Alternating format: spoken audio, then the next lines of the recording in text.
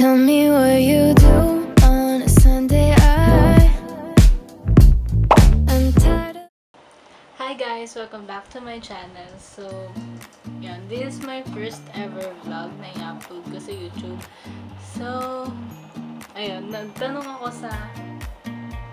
Nag-post ako... Hoy! Nag-post ako sa social media accounts ko ng gusto nyo itanong sa akin. So, ayun. Bear with me, this is my first ever vlog. So, wag kayo mag-expect. So, yan. First question is from Angelica Minote. Kamusta puso? So, ayun. Okay lang naman. Okay lang naman yung puso ko. Wala namang bago dun. Next is yung kay Angisel Francisco. Hi ate. Sabi niya, workout routine please. So, next time, if ever ate, sige mag-upload tayo. Next is from JR Tagala. Tagala. So, tanong niya, ilang beses ka na nasaktan? Kuya! Ba't ka itong matawa? Lumabas ka dito. Ha? Lumabas ka na lang dito. Abang po ikot. Hindi ko alam. Siguro madami na. Hindi ka lang naman masasaktan through Hindi ka lang naman masasaktan kapag broken hearted ka. Pwede ka rin masaktan pwede ka masaktan ng friends mo, ng family mo. So, yun. Puro ko soul yun. Next question is from Alisa Medrano, my best friend. Tanong niya, anong gusto mo sa lalaki? Wala naman akong talagang gusto sa lalaki. Kapag dumating naman na yung right person.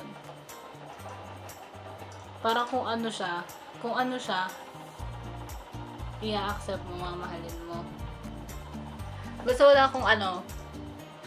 akong particular na gusto talaga sa lalaki. So, yun. Next question is from Lenlen Ardaca. My childhood best friend. So, ang tanong niya, pet peeve. Wala akong pet peeve. Ang ayoko lang talaga sa lahat is yung mga insekto. Yun. Another question from Alisa Medrano. Best thing happened to you this 2018? Ako siguro yung best thing na nangyari sa 2018 ko is yung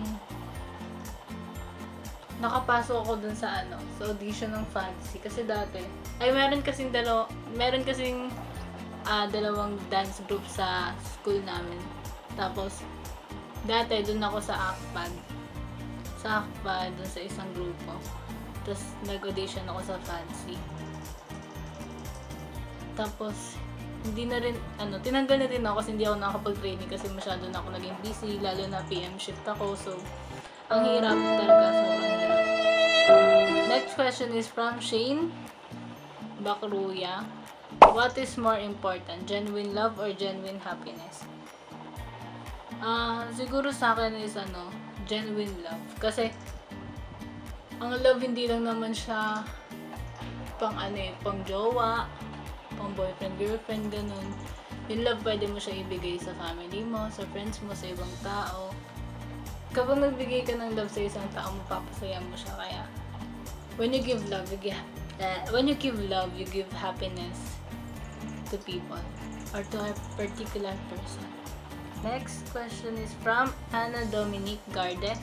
Kung bibigyan ka ng chance na baguhin ang life mo, ano yun at bakit? Ako, kung bibigyan ako ng chance, hindi ko babaguhin yung life ko kasi ito yung binigay ni Lord sa akin eh. So, happy and contented ako sa buhay ko ngayon. So, kung ano meron ako, kung sinong meron ako. Alam ko naman kumikilos si Lord sa mga buhay natin. So, huwag kayong mawala ng pag-asa. Charot.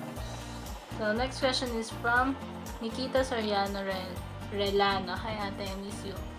What can you say about having a relationship with same gender? yung LGBT group, tao din naman sila. May feeling sila, nasasaktan natin sila, if ever na may nasasabi tayo, di ba? So, di ba kapag yung LGBT kasi, parang isa sila sa mga pinaka-strong na tao. Para sa akin isa sila sa mga pinaka-strong na tao dito sa mundo kasi despite of the discrimination na meron dito sa mundo, lalo na dito sa Pilipinas na lahat na ng issue, despite of the discriminations, parang sila pa yung nagiging center of happiness ng isang grupo. Alam niyo yun, yung tipong wala nang wala nang buhay yung yung friendship niyo, parang ganun, or wala nang nagsasalita, sobrang tahimik, ganun. Parang sila yung nagbe-break ng katahimikan, ganun. Sila yung nagpapasaya. Sila yung willing na magmukhang tanga para lang mapasaya tayo. So, ayun. Sobrang nire-respeto ko lahat ng mga LGBT. So, ayun. Masasabi ko lang is, keep spreading love. Syempre, hindi lang naman porket madaming ayaw sa inyo or nami-misinterpret kayo, nami-misunderstand kayo, is lahat na kami ganun. Na lahat kami ganun yung tingin namin sa inyo. Hindi. Marami pa rin kaming mga tumatanggap sa inyo, na minamahal kayo. So, ayun. Yun lang. Drama. Next question is from Bon Jerome Kasakulang. Ate Monica, bakit maraming tao ang mahilig manakit ng feelings? Bakit nga ba? Hindi. Siguro para sa akin, it's either hindi pa sila nakakaramdam ng sinaktan sila o nasaktan na sila before, tapos gumaganti sila. Hindi ka naman ma-plastikin ng isang tao kung na-appreciate ka niya lahat ng ginagawa mo sa'yo. Para sa kanya, na-appreciate niya. Hindi siya mag-iisip ng reason para saktan ka. Pero meron pa rin mga taong gano'n. Kahit na sinasabing na-appreciate ka, which is totoong na-appreciate ka, choice naman nila yun eh. Choice naman nila saktan ka. So, bakit magagawa, di ba? God bless you, girl. Next question is from Shane ulit. Are you more of a stay-at-home person or do you usually try to be outside? Share ko lang. Dati nung bata ko, sobrang batang labas talaga ako, as in sobra. Uuwi lang ako kapag kakain, maliligo, tapos kapag pinapatulog ako, pinapalo na ako, ganyan. Talagang minsan tumatakas pa ako, nagagalit ako. Anong gagawin ko dito sa bahay? Ganyan. Ayun yung lagi ko reason. Yung lagi ko sinasagot. Pero nung simula nung naging dalaginding na ako, yes, dalaginding. Ayun nga. Siyempre nakakawalang gana kumilos, gano'n, na nagkaroon ka ng parang bumibigat yung katawan mo, gano'n. Siyempre may mga changes na nangyayari. So, ayun, alam niyo yun, hindi na ako napapalabas kahit bumili ka dyan, kahit sa terrace lang, lumabas ka, ganyan, hindi mo ako mapapalabas, girl, bahala ka sa buhay mo. Ayoko na talaga lumabas na ba, lalabas ako pag papasok, yun lang, pag ligala, ganun lang. So, right now, I'm a stay-at-home person. Next question is from Barbie Millicent. Ano po masasabi mo sa mga taong di marunong magkusa at makiramdam? Tigil nyo na yan. Sabi. Masasabi ko sa inyo, kung mahal nyo isang tao, gagawa kayo ng paraan eh. Diba? Dapat hindi kayo maging manhead. Dapat, dapat, alam niyo yun, yung tipong sa chat pa lang ng babae, dapat alam niyo na yun, or ng partner nyo, or kung sino man sa friends nyo. Kung makita nyo pa lang na parang ang cold ng chat niya, tanong nyo na agad kung meron, kung may nagawa kayo, ganun or what. Kasi, minsan, kapag hindi nyo tinanong, parang yung tao naging cold, parang iisipin nila na parang wala kayong pake, ganun. Na parang, manhid mo, di mo man lang alam na ganito, na ganyan, na naiinis ako sa'yo, na ayoko nang ginagawa mo, ganyan. Kung may sinabi naman sa'yo yung partner mo na parang mag-update ka sa akin, ganyan, gawin nyo na. Gawin nyo yung, wag nyo gawin yung mga ayaw nila. So, malayo ata ang sagot ko. Basta magpusa kayo, tsaka makiramdam kayo lang.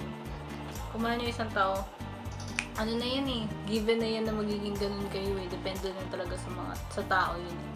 So, next ulit from Barbie, naniniwala ka ba na kapag may gusto may paraan at kung ayaw marahil, merong dahilan? Oo, naniniwala ako dyan.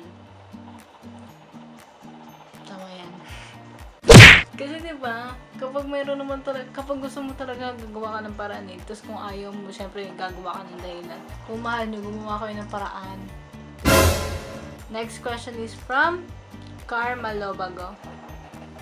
Ano masasabi mo sa mga taong walang utang na loob na pagtapos mo tulungan, bigla ka na lang dadaan-daanan? Ang sakit niyan, yung tipong after mo sila tulungan, parang baliwala ka na lang sa kanila kasi nagamit ka na nila. Diba ang sakit? So, masasabi ko sa inyo, matuto kayong lumingon sa pinanggalingan nyo. Hindi, huwag nyo kalimutan yung mga taong tumulong sa inyo. Mahalaga naman yun, diba? So, tumanaw pa rin tayo ng utang na loob. Next question is from Lawrence Tidor. Weirdest talent? Wala. Wala akong weirdest talent. Next question is from Adeline Mercado. Naniniwala ka ba sa LDR? Oo naman. Long distance relationship. Yung ibang long distance sa work naman, depende lang sa tao kung paano sila mag-exert ng effort despite of the distance, diba? Next question is from Angela Leslie. Ano pipiliin mo maging? Matalino pero pangit ugali o may kahinaan sa utak pero mabait? Syempre, pipiliin ko may kahinaan sa utak pero mabait. Kasi syempre, yung utak mo pwede mo pa-exercise yun eh. Diba? Pero yung ugali mo, girl, di mo ma-exercise yan. Pwede ka magpa-tutor, pwede mo i-torture yung utak mo. Ika nga, sunog ng kilay, diba? So, ayun, diba? So, yan, nakalimutan ko pala mag-outro for this vlog. So, don't forget to follow me on my social media account at MNCSXY. And thank you guys for watching. Don't forget to like this video, share, and subscribe to my channel. Always remember that you are loved, you're special, and you're blessed. See you on my next video, guys. Bye! Tell me, were you